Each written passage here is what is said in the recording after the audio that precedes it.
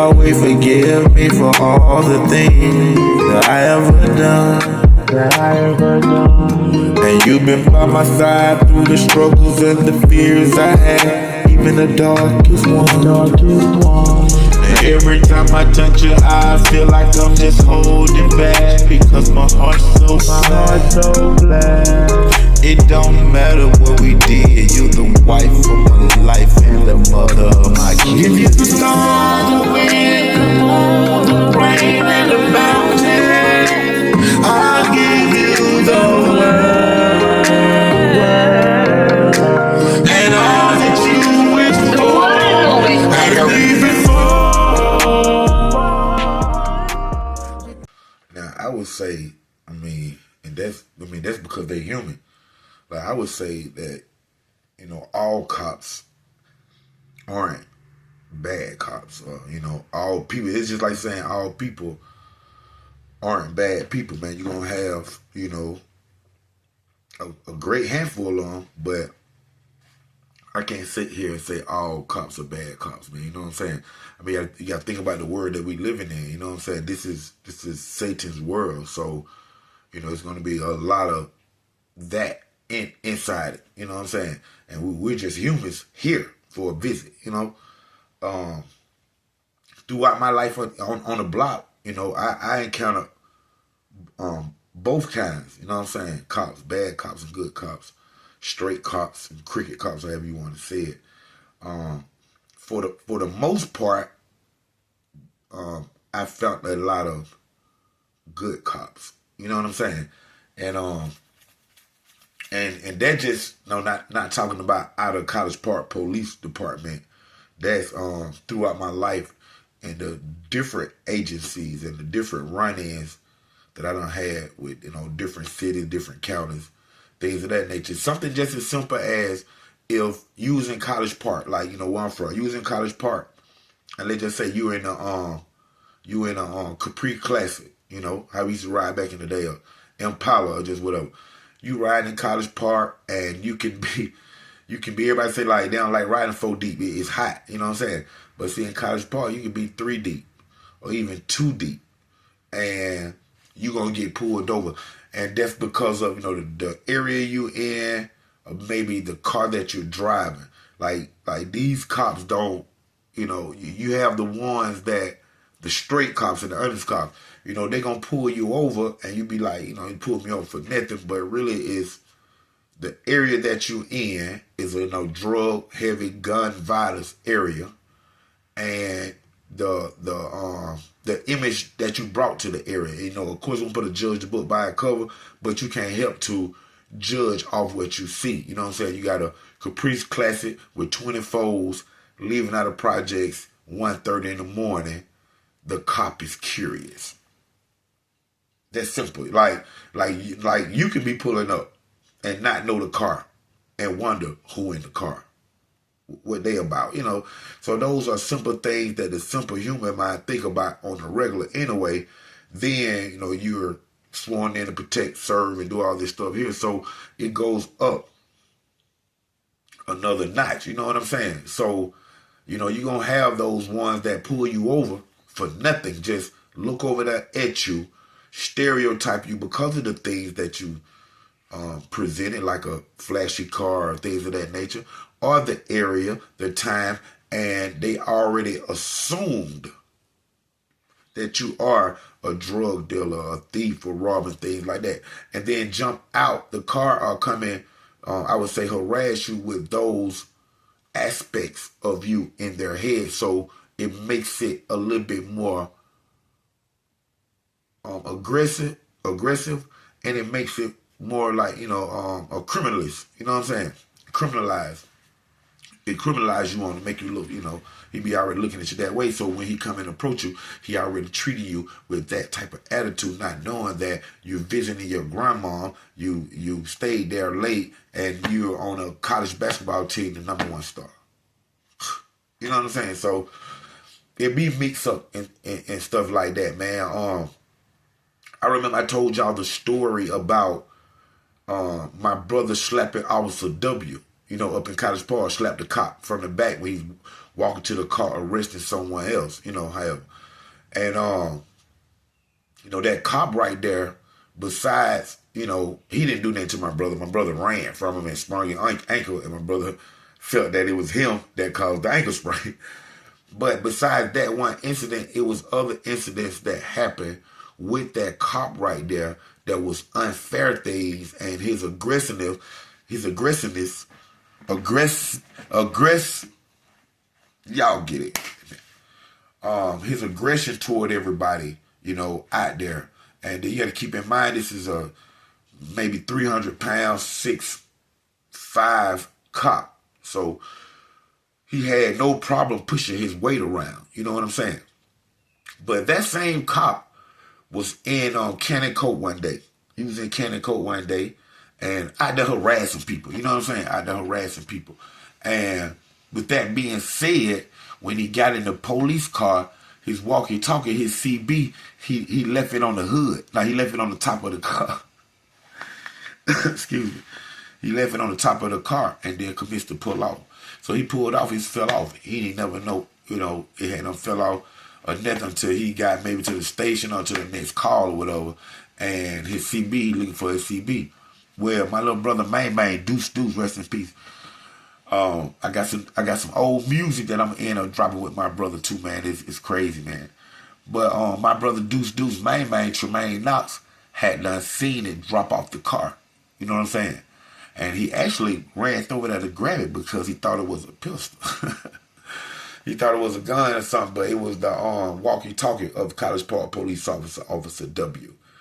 And he went and got it. And he hear everybody talking on it and doing their thing. My brother, commits to hit that button. Yeah, we right here, College Park Projects, man. What's going on, everybody? The folks start saying, who over the radio? Hey, is this a joke? Is this a joke? Hey, this is a secure line. My brother said, ain't secure no more, Joe. Copy back. I said, copy back.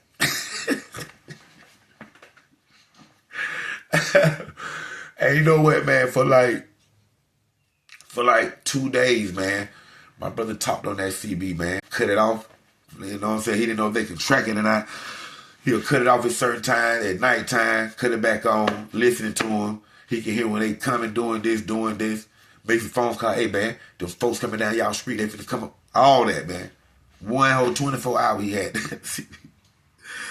He had the CB, man, but, and that cop was an unfair cop, man. But at the end of the day, my brother ended up calling one of the sergeants that was cool with us, lady cop, for the station. And he had told her what he did, like far as he came over him and he dropped the CB in the projects. And he let her know that he had the CB. And he said that she just bust out laughing because she knew it was him bringing that interference in every other hour, how often that he did it. Because nobody never knew who it was that could track the CB or anything of that nature. So, and they couldn't change the channel to a whole nother line because everybody, that was the whole police force. You know what I'm saying? The fire department and everything. But what's crazy is she had said the next day, if they didn't get it the next day, that it was the lines was compromised. They were gonna have to redo that whole thing. But before they had done it, before she even told us that, my brother, like I said, my brother had called her and told her what he did, and he said, hey man, I ain't giving it back to him, but what I am gonna do is I'm gonna put it in a Walmart bag, and I'm gonna give it to you. You know what I'm saying? And that's what he did. You know what I'm saying? She ended up pulling up like 20 minutes later. And she was actually off duty. She pulled up about 20 minutes later, man. My brother took the CB, the cop CB, out to her and gave it to her, man. I guess she got it back to him, man. But listening to my brother talk on it and how they were responding to it, man, that was like, I would say priceless. I would say priceless, man. But, I mean, I remember I I was at least like 13, 12 or 13, 12 or 13. And my mama had kept me out of school. I didn't go to school for some reason. I was had a doctor appointment in Ohio. But we had moved into the hilltop across the street from College Park Project, the Hood Homes. And we went to the laundromat. I went right across the street from the housing community to the neighborhood laundromat that had like 2 or 3 video games in. You put a quarter in, y'all remember, man, playing Dig Dug, Street Fighter, you know what I'm saying, Super Mario Brothers 3, you know what I'm saying, Ghosts and Goblins. But I was in the laundromat with her, like I said, man, when they were like 12, 13, I was in the laundromat with her, man. And I happened to see my friend Boled, man, Michael Titwell, man, OG. I seen him walking past, so I came out the laundry room and started talking. And he didn't go to school that day for what reason, I don't know. He probably skipped, or I just don't know. We was little kids at the time, so I go outside of the laundromat to the sidewalk of the street where he is, and we started talking and just, why you in school, man? What's going on? What's going on? And it just so happened, cop rolled by. And this cop, we called him at the time Skinhead. He was the distant runner at College Park Police Department. But his name was Skinhead. And he rolled past us and stopped the car and jumped out. And he jumped out on us and like, why y'all in this school? Yo, y'all supposed to be in school and all this. And he slammed us against the car, man. I was sitting there trying to tell him my mom was in the laundromat, man, only a few yards away, but he didn't listen, man. He ended up putting us in handcuffs. Like I say, we 12, we 13. And took us, but Bole had to be like maybe 14. I was like 13. And he took us to the police station, man. And once we got there, he handcuffed us to the desk, each in 2 different desks. And we were just sitting there, man. We didn't know what was going on. He was going to call our parents or whatever. But what happened was Bole looked down at the cops, the skinhead cop. And he said skinhead because his head was skint. That's all. But he looked down at his boots. And back then, no high-tech boots was in. And his high-tech boot, man, had that high right, low left. Because he had no motor sole out. Man. And Bole got my attention to look at his shoes. And we both just started laughing at his shoes, man. He's like, what y'all laughing at, man? We kids, we like your shoes, man. You know what I'm saying? It like he got 3-wheel motion. Ice Cube good day video. And man, he got so mad at us, man. He unhandcuffed me, slammed me to this wall, grabbed me back by the back of my shirt, ran my head into this corner, and pushed it like as he talking, and told me to stay in that corner. And then got Bole and did the same thing to him. But while I'm in that corner and he slinging Bole around, I happened to look down at his shoes again, and it just made me start laughing. It made me start laughing, man. But once I started laughing, he heard me.